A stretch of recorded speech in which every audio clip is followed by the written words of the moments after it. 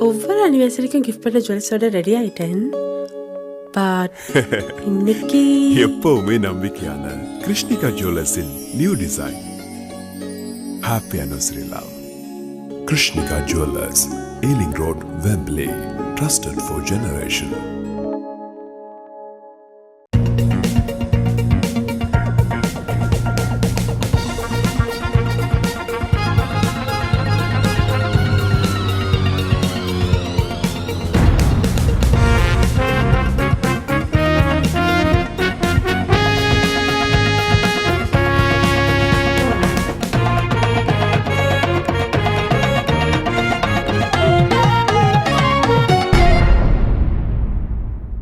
அனைத்துலக உயிரோடை தமிழ் ILC தமிழ் உயிரோடை தமிழில் அன்பர்களே, உலக நகர்வுகள் நிகழ்ச்சியில் இணைந்திருக்கிறீர்கள். உலக நகர்வுகள் நிகழ்ச்சியில் பிரித்தானியாவிலிருந்து பொறியியல் ஆய்வாளர் அரசு அவர்கள் இணைகின்றனர். வணக்கம் அரசு அவர்களே. வணக்கம். இன்னொரு உலக நகர்வுகள் நிகழ்ச்சி இணைந்திருக்கிறோம் அரசு அவர்களே. இன்று நாங்கள் முதலில் பாலஸ்தீனியம் தொடர்பாக பார்ப்போம். உங்களுக்கு தெரியும், 2 ஆண்டுகளுக்கு முன்னதாக ஹமாஸ் இஸ்ரேல் மீது நடத்திய தாக்குதல், அந்த தாக்குதல் இப்பொழுது கிட்டத்தட்ட நான் நினைக்கிறேன் 65,000க்கு மேல் அங்கே உயிரிழந்திருக்கின்ற செய்திகளை பார்த்திருக்கின்றோம். இஸ்ரேலை பொறுத்தமட்டில் பாரபட்சமின்றி தொடர் தாக்குதலை நடத்தி கொண்டிருக்கிறார்கள். அடுக்குமாடி கட்டிடங்களை நாளாந்தம் தரமட்டமாக்கி கொண்டிருக்கிற நிலைமைகளை பார்க்கின்றோம். எவ்வளவு அழுத்தம் வந்தாலும், புற அழுத்தம் வந்தாலும் அதற்கு செவி சாய்ப்பது போல் இல்லை. அமெரிக்காவுடைய முழு ஆசீர்வாதத்தோடும் அவர்கள் இந்த செயல்பாடுகளை நடத்தி கொண்டிருக்கின்றது. ஆனால் சர்வதேச நாடுகளில் பல நாடுகள், அமெரிக்காவையும் இஸ்ரேலையும் நீங்கள் தவிர்த்தீர்கள் என்றால், பல நாடுகள் இந்த நிலைமையை பார்த்து கொண்டிருந்தால் நாளை இந்த உலகத்தில் பெரிய ஒரு பாரிய சிக்கலை ஏற்படுத்தும். எல்லோரும் பாடம் எடுத்தவர்கள் பார்த்து கொண்டிருக்கிறார்கள் என்ற செய்திகள் பலர் கூறிக்கொண்டிருந்ததை நான் கேட்டிருக்கின்றேன். ஆனால் இப்பொழுது மேற்கத்திய நாடுகள், சில நாடுகள், ஐரோப்பிய நாடுகள், கனடா போன்ற நாடுகள் ஒரு தீர்க்கமான முடிவுக்கு வந்திருப்பது போல் தெரிகின்றது. குறிப்பாக பலஸ்தீனியத்தை அங்கீகரிப்பது தொடர்பாக பேசிக் கொண்டிருக்கிறார்கள். ஏற்கனவே பிரித்தானியா ஞாயிற்றுக்கிழமை இது தொடர்பாக அறிவித்தலை விடுத்துவிட்டது. போர்ச்சுகல் மற்றும் ஆஸ்திரேலியா போன்ற நாடுகள், கனடா போன்ற நாடுகள் இவ்வாறான விடயங்களை கூறிக்கொண்டிருக்கிறார்கள். எங்களுடைய உறவுகளுக்கு கூறுங்கள், இந்த பலஸ்தீனத்துடைய நிலைமை எவ்வாறு இருக்கின்றது? ஏதாவது மாற்றம் காணக்கூடிய நிலைமை இருக்கின்றதா? அல்லது காசாவை முற்று முழுதாக தரமட்டமாக்குவதும் இனி வெஸ்ட் பேங்கில் காணிகளை அபகரிப்பதற்கான நிலைமைகளையும் ஏற்படுத்தி இருக்கின்றார் என்று விரிவாக எங்களுடைய உறவுகளுக்கு கூறுங்கள். உண்மைதான். என்னென்று சொன்னால், நாளுக்கு நாள் அங்கு நிலைமை மிகவும் மோசமாகிக் கொண்டு வருகின்றது. நீங்கள் கூறியது போல கிட்டத்தட்ட 65,000 பேர் இதுவரையில் இறந்திருக்கிறார்கள். வருகிற மாதம் இந்த போர் 2வது வருடத்தை எட்ட போகிறது. ஏறத்தாழ இதுவரையில் 65,000க்கு மேற்பட்டவர்கள் இறந்திருக்கிறார்கள். 1,00,000 1,50,000 பேருக்கு மேல் காயமடைந்திருக்கிறார்கள். ஆனால் உண்மையில் இறந்தவர்கள் 2 லட்சம் பேர் வரையிலும் இருக்கும் என்று கூறுகிறார்கள். ஏனென்றால் காணாமல் போனவர்கள் இன்னும் மீட்கப்படவில்லை. அவர்கள் இடிபாடுகளுக்கு இருக்கலாம் என்றால் அவர்களும் இறந்துதான் இருப்பார்கள். அவர்கள் தப்பியிருக்க வாய்ப்புகள் இல்லை. அப்ப உண்மையான கணக்கெடுப்பு இன்னும் வெளிவரவில்லை. அது மட்டுமல்லாது இஸ்ரேல் தொடர்ச்சியாக குண்டுகளை வைத்து அந்த கட்டிடங்களை தகர்த்து அந்த மக்களின் வாழ்விடங்களை அழித்துக் கொண்டிருக்கிறார்கள், முற்று முழுதாக அங்கிருந்து மக்களை வெளியேற்றுவதற்காக. இந்த நிலையில்தான் தற்போது இந்த பிரித்தானியா மற்றது, அதாவது கடந்த ஞாயிற்றுக்கிழமை பிரித்தானியா, ஆஸ்திரேலியா, கனடா, போர்த்துகல் போன்ற நாடுகள் இஸ்ரேல், அதாவது 2 தேசங்கள் என்ற ரீதியில் பலஸ்தீனத்தை அங்கீகரித்திருக்கின்றன உத்தியோகபூர்வமாக. இது நான் இந்த வாரம் ஐக்கிய நாடுகள் சபையின் பொதுச்சபை கூட இருக்கின்றது. அதில் கிட்டத்தட்ட 140 நாடுகளின் அரச தலைவர்கள் அங்கு செல்ல போகிறார்கள். அதில் முக்கியமாக பேசுபொருளாக இருக்க போவது இந்த பலஸ்தீன இஸ்ரேல் மோதல்கள் தான். எனவே அதற்கு ஏதுவாக இந்த அங்கீகாரத்தை அல்லது அங்கீகாரத்தை வழங்கி இருக்கிறார்கள் இந்த நாடுகள். கடந்த இந்த மாதத்தின் முற்பகுதியில் உங்களுக்கு தெரியும், ஐக்கிய நாடுகள் சபையின் பொதுச்சபையில் எடுக்கப்பட்ட வாக்கெடுப்பில் 142 நாடுகள் பாலஸ்தீனத்துக்கு ஆதரவாக வாக்களித்திருந்தன. இப்போது உங்களுக்கு தெரியும், சவுதி அரேபியாவும் பிரான்சும் இணைந்து ஐக்கிய நாடுகள் சபையின் பாதுகாப்பு சபையில் கூட இந்த 2 தேசங்கள் என்ற தீர்மானத்தை கொண்டு வர முற்பட்டிருந்தன. இப்போது ஐக்கிய நாடுகள் சபையின் பாதுகாப்பு சபையின் தலைவராக பாகிஸ்தான் தான் இருக்கின்றது. எனவே பாகிஸ்தான் தான் இதனை ஒருங்கிணைக்கின்றது. இருந்த போதும் அமெரிக்கா அண்மையில் வீட்டோ தனது வீட்டு அதிகாரத்தின் மூலம் அதனை நிறுத்தியிருந்தது. இப்போது இந்த நாடுகளின் அங்கீகாரம் என்பது ஒரு மிக்ஸ்டான கலப்பான ரியாக்ஷனாகத்தான் இருக்கின்றது. சிலர் அதை வரவேற்றாலும் பல இடங்களில் அதிலும் பல குறைபாடுகள் இருப்பதாகத்தான் கூறப்படுகின்றது. உதாரணமாக பார்த்தீங்கன்னு சொன்னால், இப்ப ஆஸ்திரேலியாவின் பிரதமரின் பேச்சு, வெளிவார அமைச்சர் அவர்கள் அது தொடர்பாக அறிக்கையை வெளியிட்ட போது அவர்கள் தாங்கள் பாலஸ்தீன மக்களின் இறைமையை அங்கீகரிப்பதாகவும், பாலஸ்தீன மக்களின் இருதேசம் என்ற கொள்கையை அங்கீகரிப்பதாகவும், அந்த தேசத்தை தாங்கள் அங்கீகரிப்பதாகவும், ஆனால் ஹமாஸுக்கு அங்கு இடமில்லை என்று சொல்லியும், ஹமாஸ் அகற்றப்பட வேண்டும் என்று சொல்லியும் கூறியிருக்கிறார்கள். என்னென்று சொன்னால், இதை நீங்கள் எப்படி ஒப்பிடலாம் என்று சொன்னால், 1995 போர் தொடங்கிய போது சந்திரிகா பண்டாரநாயக்க குமாரதுங்க இலங்கையில் கூறியிருந்தார், தான் விடுதலை புலிகளை அகற்றிவிட்டாவது சமாதானத்தை கொண்டு வருவேன் என்று. தனக்கு விடுதலை புலிகள் தேவையில்லை. அப்ப அது தொடர்பாக நிருபர் ஒருவர் விடுதலை புலிகளின் தலைவரிடம் கேட்ட போது அவர் கூறியது ஒன்றுதான், முடிந்தால் முயன்று பார்க்கட்டும் என்று. என்னென்றால், இவர்கள் தாங்கள் ஏதோ ஒன்றை கொடுப்பது போல் கொடுத்து கொண்டு நடக்க முடியாததை நடத்தி காட்டுவேன் என்று அந்த பந்தை அவர்கள் பக்கம் எறிகிறது. அப்ப இப்ப ஹமாஸ் தான் இதுக்கு தடையாக இருக்கிறது என்ற மாதிரி. அப்போது முன்னர் சந்திரிகா பண்டாரநாயக்கா குமாரதுங்க கூறினது என்றால், விடுதலை புலிகள் தான் சமாதானத்துக்கு தடையாக இருந்தார்கள். ஆனால் பிற்பாடு விடுதலை புலிகள் இல்லாத நேரத்தில் கூட மைத்ரிபால சிறிசேனாவை கொண்ட இந்த சந்திரிகா பண்டாரநாயக்கா குமாரதுங்காவால் எந்த தீர்வையும் கொடுக்க முடியவில்லை. அப்ப போலியானது என்பது தெளிவானது. அது எங்கட உதாரணம். இப்ப எங்கட உதாரணங்களை எங்கட உதாரணங்களை நாங்கள் இங்கே பொருத்தி பார்க்கலாம். இப்ப இவர்கள் எல்லாரும் ஒருமித்த உருளா கூறுகிறார்கள், ஹமாஸ் இருக்க முடியாது. ஆனால் சீனா அதுக்கு தெளிவான பதிலை கொடுத்திருக்கிறது. சீனா கூறியிருக்கிறது, பாலஸ்தீன மக்களுக்கு இறமை உள்ள மக்கள், அவர்கள் தான் முடிவெடுக்கணும். ஹமாஸ் இருக்கணுமா, ஃபத்தா இருக்கணுமா என்று. ஏனென்றால் அண்மையில் உங்களுக்கு தெரியும், சீனா அந்த பிராந்தியத்தின் ஸ்டெபிலிட்டிக்காக கிட்டத்தட்ட 14 அமைப்புகளை ஒன்றாக இணைத்திருந்தது. பலஸ்தீன அமைப்புகளை ஒன்றாக இணைத்து பேச்சுவார்த்தைக்கு அடித்தளமிட்டிருந்தது. இவர்கள் இப்போது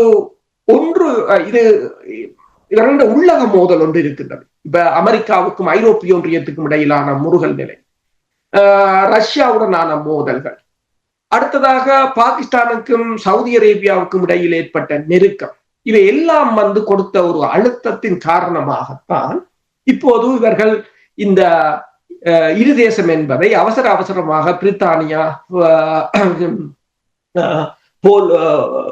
போர்த்துகல், மற்றது கனடா, ஆஸ்திரேலியா போன்ற நாடுகள் அவசரமாக அங்கீகரித்ததற்கும் அவர்களுக்கு ஏற்பட்ட அழுத்தமே தவிர அவர்கள் மனம் விரும்பி அதை செய்யவில்லை.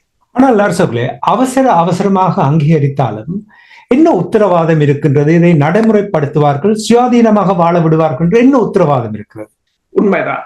என்னென்று சொன்னால், இந்த 2 ஸ்டேட் சொல்யூஷன் என்று சொல்கிறார்கள். இதை நீங்கள் இப்ப எங்க தேசத்திலும் கூறுகிறார்கள், ஒரு நாடு இரு தேசம் என்று.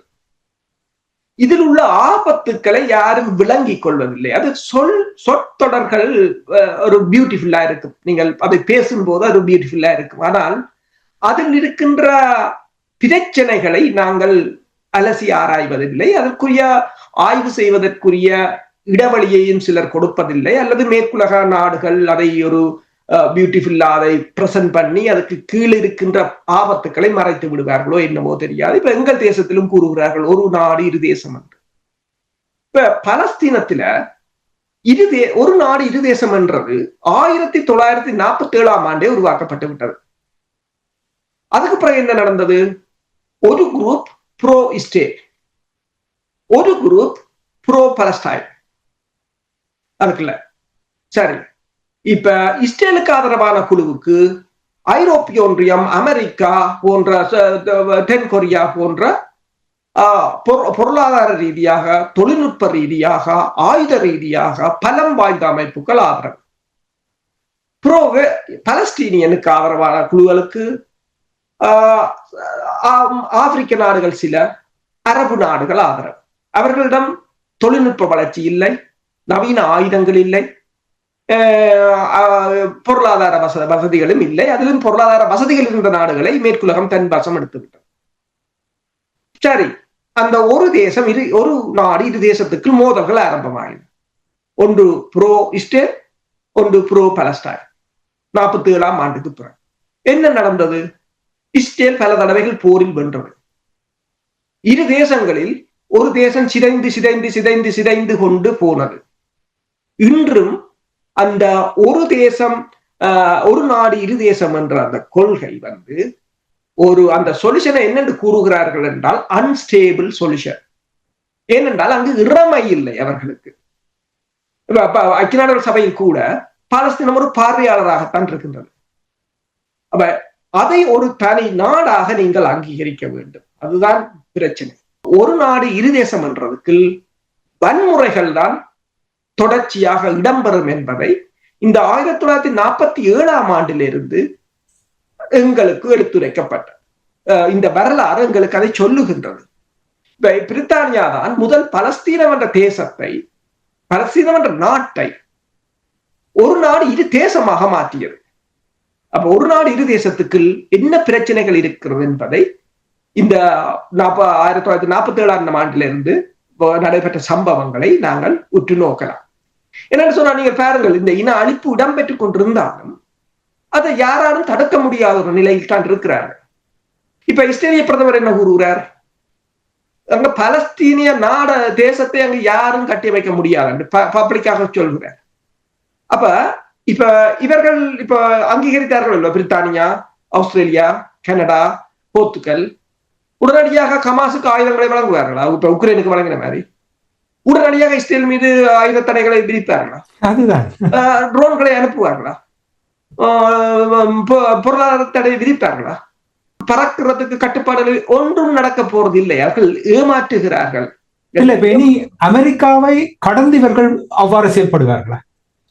உண்மைதான், அமெரிக்காவை கடந்து செய்ய முடியும். இன்றைக்கு அமெரிக்காவின் தூதுவர், இஸ்ரேலுக்கான தூதுவர் கூறுகிறார், இந்த போரில் இஸ்ரேல் இனப்படுகொலையில் ஈடுபடவில்லை, இஸ்ரேல் பல தியாகங்களை செய்கிறது. இந்த போரில் தனது மக்களை, தனது சன் என்ற மகன்களையும் மகள்களையும் இழந்து கொண்டிருக்கிறது, குழந்தைகளை இழந்து கொண்டு, அதுதான் அவற்றை பேச்சு. அப்ப இப்படித்தான் போய்கொண்டிருக்க. அப்ப இதுக்கு அப்பால் இதுல ஆஸ்திரேலியா என்ன சொல்லுவது? ஓகே, தாங்கள் இரு தேசத்தை அங்கீகரிக்கிறோம், ஆனால் ஹமாஸ் இருக்கப்படாது. ஹமாஸ் 2006ஆம் ஆண்டு அங்கு நடந்த தேர்தலில் ஏகமனதாக தெரிவு செய்யப்பட்ட ஒரு அமைப்பு. அது மக்கள் முடிவெடுக்க, சீனா அதைத்தான் சொல்கிறது, மக்கள் முடிவெடுக்கட்டும். அப்ப இது ஒரு என்ன பிரச்சனை என்று சொன்னால், இதுக்கு ஒரு முக்கிய காரணம் என்னென்று சொன்னால், பின்னால் இருக்கிற பிரஷர். இப்ப சவுதியும் பாகிஸ்தானும் இணைந்தது, இஸ்ரேல் தொடர்ச்சியாக தனிமைப்படுத்தப்பட்டு கொண்டு வருவது, ஏனைய பூகோள அரசியலில் பல மாற்றங்கள் இடம்பெற்றுக் கொண்டு வருவது, ரஷ்யா, சீனா என்ற நிலைமை, பொருளாதாரத்தால் ஐரோப்பா விழுந்து கொண்டு வருவது. அப்ப தொடர்ச்சியாக உலகம் ஒரு தளம்பல் நிலையில் இருக்கின்றது. என்று சொன்னால் வைப்ரேஷன் மோட்டன். ஏனென்றால் பல நாடுகள் விழுந்து கொண்டே இருக்கின்றன, பல தேசங்களில் ஆட்சி மாற்றங்கள் இடம்பெறுகின்றன. அவ்வாறான ஒரு நிலையில் இந்த நாடுகள் தங்களுக்கான ஒரு காய் நகர்த்தலாக இதனை அங்கீகரித்திருக்கிறார்கள். ஆனால் பிரச்சனை இல்லை, அது அங்கீகரிக்கலாம். இப்ப நீங்கள் பார்த்தீங்கன்னு சொன்னா, பிரித்தானியாவில் பலஸ்தீன தூதரகத்தில் பலஸ்தீன கொடியை ஏற்றி இருக்கிறார்கள்.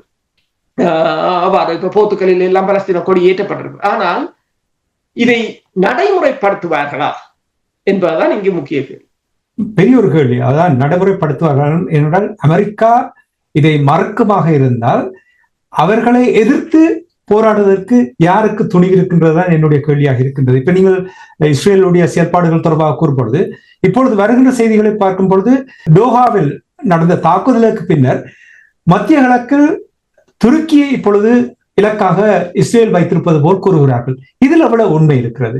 உண்மைதான். துருக்கியிலும் இப்போது, அதாவது கடந்த திங்கட்கிழமை போல அந்த அவர்களின் துறைமுக பகுதியில் ஒரு மிகப்பெரிய வெடிப்பு அதிர்வு ஏற்பட்டதாக கூறப்படுகின்றது. இப்போது கிட்டத்தட்ட 6 நாடுகளை இஸ்ரேல் தாக்கி இருக்கின்றது இந்த 2 வருடத்துக்கு. இப்போது துருக்கியையும் தாக்கலாம் என்று கூறப்படுகிறது. துருக்கி ஏற்கனவே நேட்டோவில் இருக்கின்ற நாடு. பிரச்சனை என்னவென்று சொன்னால், இதற்கெல்லாம் பொறுப்பு அமெரிக்கா தான் கூற வேண்டும். அவர்களை நேட்டோவில் இணைக்கும் போது பாதுகாப்பு உடன்பாடுகளின் அடிப்படையில் தான், அதாவது பாதுகாப்பு உத்தரவாதங்களின் அடிப்படையில் தான் நினைத்தார்கள். இப்ப போலந்து மீது ரஷ்யாவின் ஆளில்லாத தாக்குதல் விமானங்கள் பறக்கிறது என்று சொன்னால் உடனடியாக நேட்டோ அறிக்கை விடுகிறது என்று சொன்னால், ஏன் நேட்டோ நாடு, துருக்கியும் ஒரு நேட்டோ நாடு, இதில் இவர்கள் கண்டும் காணாமலும் இருக்க முடியாது. ஆனால் இப்ப துருக்கியை பொறுத்தவரையில், துருக்கி உண்மையில் திருப்பி தாக்குமாக இருந்தால் இந்த நிலைமையை ஒரு முடிவுக்கு கொண்டு வரலாம். ஏன்னா துருக்கி அந்த அளவு வல்லமையுடன் தான் இருக்கின்றது. இப்ப S-400 இருக்கலாம், F-16 விமானங்களாக இருக்கலாம், அல்லது ஏவுகணை. இப்ப துருக்கியின் ஆள் இல்லாத தாக்குதல் விமானம் தான் உக்ரைன் போரில் ஒரு மிக முக்கிய ஆயுதமாக இருக்கின்றது துருக்கி. இப்ப இந்திய பாகிஸ்தான் போரின் போது கூட துருக்கி தான் ஆள் இல்லாத தாக்குதல் விமானங்களை அவசர அவசரமாக ஒரு விமானத்தில் பாகிஸ்தான்ல கொண்டு இறக்கி இருந்தது. அப்படி துருக்கியின் ஆயுத பலம் வந்து மிகவும் அதிகம்.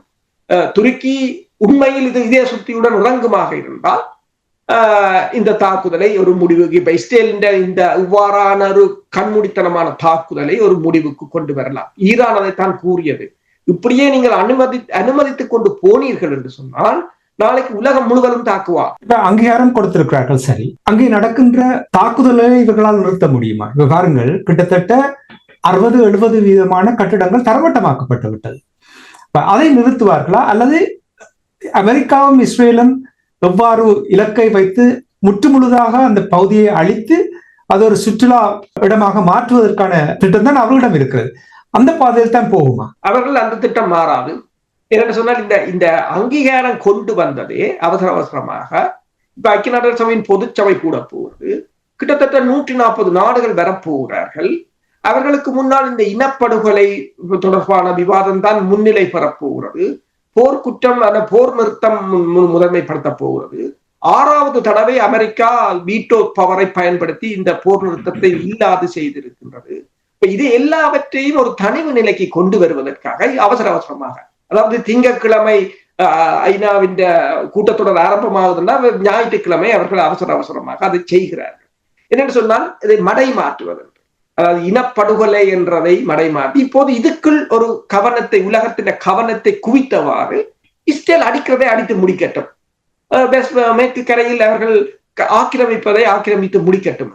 இஸ்ரேலும் அதைத்தான் சொல்றாரு. பெஞ்சமின் நெதன்யாஹுவை பொறுத்தவரையில் அவர் என்ன கூறுகிறார் என்று சொன்னால், தங்கள செட்டில்மெண்ட், அதாவது குடியேற்றம் நிறுத்தப்பட மாட்டாது, தாக்குதல் நிறுத்தப்பட மாட்டாது, அது தொடர்ந்து நடக்கும், யாரும் ஒரு பலஸ்தீன தேசத்தை இங்கு அமைக்க முடியாது என்று அவர் தென்னாவட்டா கூறுகிறார். அதைத்தான் கேட்கின்ற, அதாவது அங்கீகாரத்தை கொடுத்து என்ன பிரயோசனம், யாரால் தட்டி கேட்க முடியும் என்று பாருங்கள். இன்று நாங்கள் காய்ச்சி கொண்டிருக்கும் பொழுது கூட இறந்திருக்கிறார்கள், நேற்று கூட 37 பேர் இறந்திருக்கிறார்கள். ஒவ்வொரு நாளும் இறந்து கொண்டிருக்கிறார்கள், கட்டிடங்கள் தரமட்டமாக்கி கொண்டிருக்கிறார்கள். இப்ப நீங்கள் பொது சபை தொடர்பாக கூறும்பொழுது, ஐக்கிய நாடுகள் பொது சபை தொடர்பாக கூறும்பொழுது அப்பாஸ் அவர்களுக்கு விசா அனுமதி கொடுக்கவில்லை. இப்பொழுது அந்த ஐக்கிய நாடுகள் சபையில் எல்லோரும் மெய்நிகர் வழியாக இணைந்து உரையாற்ற வேண்டும் என்று அதுக்கும் கூட அமெரிக்கா தங்களுடைய எதிர்ப்பை தெரிவித்ததாக கூறப்படுகிறது. அது உண்மையான உண்மைதான் என்றால், இப்ப முன்னர் ரஷ்யாவின் வெளிவார அமைச்சருக்கும் விசாவை கொடுக்க மறுத்திருந்தார்கள். அதைத்தான் இப்போது ரஷ்யாவும் சீனாவும் கேட்கிறது. இப்படியான பிரச்சனைக்குரிய இடத்திலே ஏன் நீங்கள் ஐக்கிய நாடுகள் சபையின் தலைமையகத்தை வைத்திருக்கிறீர்கள்? கேள்வி. நியூயோர்க்கிலிருந்து நீங்கள் மாற்ற வேண்டும், இல்லை என்றால் அதுக்கு மாற்றீடாக ஒன்றை அமையுங்கள் என்றால், இது ஒரு என்னென்றால் சிஸ்டத்தை குழப்புகிறார்கள். என்னென்றால் சொல்லுவார்கள், என்னென்றால் ஆட்டத்தை கலைக்கிறவன் என்ன யார் என்றால் தோல்வியடைய போறவன் தான் ஆட்டத்தை கலைப்பான். அவர்கள் ஒரு செட்டப்பா ஆட்டத்தை வடிவாக அடுக்கி வைத்திருந்தவர்கள், அது பிளச்சி விட்டது. இப்போ ஆட்டத்தை அவர்களே கலைக்கிறார்கள் என்ற ஒரு நிலைதான். இப்போ நீங்கள் பார்க்கலாம், ஐக்கிய நாடுகள் சபைக்கு வர வேண்டாம் என்று சொன்னால் எல்லோருக்கும் தெளிவாக தெரிகிறது. அமெரிக்கா ஒரு புறம் பேச்சுக்கள் என்று சும்மா கூறினாலும் அவர்களுடைய இன்டென்ஷன் முழுக்க வந்து போரும் அழிவையும் ஏற்படுத்துவதுதான் அவர்களுடைய பிரதான நோக்கமாக இருக்கின்றது என்பதை உலக நாடுகள் எல்லோரும் புரிந்திருக்கிறார்கள். ஆனால் அவர்கள் அதை மெல்ல மெல்ல இந்த சிக்கலில் இருந்து விடுபடுவதற்கான முயற்சிகளை எடுக்கிறார்களே தவிர நேரடியாக இன்னும் மோதவில்லை. என்னென்றால் நேரடியாக மோதும் போது அது ஒரு 3வது உலக போராகத்தான் பரிணமிக்கும். அமெரிக்காவை தனிமைப்படுத்தலாம் என்று நீங்கள் நம்புகிறீர்களா? ஏற்கனவே ஒரு தனிமைப்படுத்த போற ஒரு நிலைக்கு வந்து விட்டார்கள். என்னென்றால் சீனாவுடன் போட்டியிட முடியாத நிலை. அண்மையில் சீனா மேற்கொண்ட அந்த படைத்துறை ஒத்திகை வந்து உலகத்தை அப்படியே புரட்டி போட்டு விட்டது. இவ்வளவு காலமும் தொழில்நுட்பம் என்று சொன்னார்கள். இப்ப அமெரிக்கா சரி, அமெரிக்காவை பொறுத்தவரையில் உலகிலேயே அமெரிக்கா தான் அதிக நிதியை ஒதுக்குற நாடு பாதுகாப்புக்கு. 800 பில்லியன் டாலர். சீனா, இந்தியா, ரஷ்யா, பிரித்தானியா, பிரான்ஸ் எல்லாத்தையும் சேர்த்தாலும் அந்த அளவுக்கு வராது. ஆனா எனவே அவர்களால் ப்ரொடியூஸ் பண்ண முடியும் பெருமளவான ஆயுதங்களை, படையினரை. ஆனால் சீனா என்ன செய்கிறது என்று சொன்னால், இவ்வளவு விலையை கொடுத்து நீங்கள் ப்ரொடியூஸ் பண்றதை களமுனையில் செயற்படாமல் செய்கிறது. அதாவது ட்ரோன்கள், அதாவது சமச்சீரற்ற போர் முறை, அதுதான் சீனா வெற்றி ஈட்டிக் கொண்டிருக்கின்றது. தொழில்நுட்பம், புதுசான கண்டுபிடிப்புகள், இப்ப ஐடியாக இருக்கலாம், அல்லது ஏஐ ஆர்டிபிஷியல் இன்டெலிஜென்ஸாக இருக்கலாம். அப்ப அந்த நிலைக்கு அமெரிக்கான ட்ரெடிஷனல் அந்த வார்ஃபேர் தற்போதைய களமுனைக்கு பொருந்த முடியாத ஒரு நிலையில் இருக்கிறார்கள். அதுதான் அந்த சிக்கல். அப்ப அவர்கள் இப்படித்தான் உலகத்தை குழப்புகிறார்கள் என்று சொன்னால், இப்ப சீனா ஒவ்வொரு நாடுகளில் குழப்பத்தை ஏற்படுத்தி அவர்களுடைய வர்த்தகத்தை இல்லாமல் செய்து, அவர்களை பட்டினியை ஆக்கி, அவர்கள் பொருளாதாரத்தை வீழ்ச்சியடைய செய்து, அந்த நாடுகளில் கலவரங்களை உருவாக்கி எல்லா அரசுகளையும் குழப்ப போகிறார். நிறைய அரசுகளை பலஸ்தீனத்துக்கு அதிகரித்து வரும் அங்கீகாரம் தொடர்பாகவும் அவசரமாக அவர்களுடைய செயல்பாடுகள் தொடர்பாகவும் நீங்கள் உயிரோடை தமிழ் உறவுகளுக்கு பகிர்ந்து கொண்டமைக்காக உயிரோடை தமிழ் அன்புகள் சார்பாக நன்றி கொண்டு மீண்டும் இன்னொரு நிகழ்ச்சியில் இணைந்திருப்போம். அதுவரைக்கும் நன்றி, வணக்கம். நன்றி, வணக்கம். எமது பார்வையாளர்களுக்கு வணக்கம். மக்களின் குரலாய் ஓங்கி ஒலிக்கும் இலக்கு மின்னிதழ் மற்றும் உயிரோடை தமிழ் வானொலி ஆகிய இவ்விரு ஊடகங்களும் உங்களை போன்ற எமது நேயர்கள் நண்பர்களின் ஆதரவிலேயே இயங்கி வருகின்றன. மிக குறைந்த பலங்களுடன் பல இடர்கள் மற்றும் தடைகளை தாண்டி பயணிக்கும் எமது ஊடகங்களின் பணிகள் மேலும் வளர உங்களால் முடிந்த நிதி உதவியை வழங்கி இன்னும் காத்திரமான செயற்பாடுகளை முன்னெடுக்க உதவுமாறு மிகவும் பணிவன்புடன் வேண்டி நிற்கின்றோம். உங்கள் பங்களிப்பு உங்களின் உரிமை குரலாய் ஓங்கி ஒலிக்கும். நன்றி.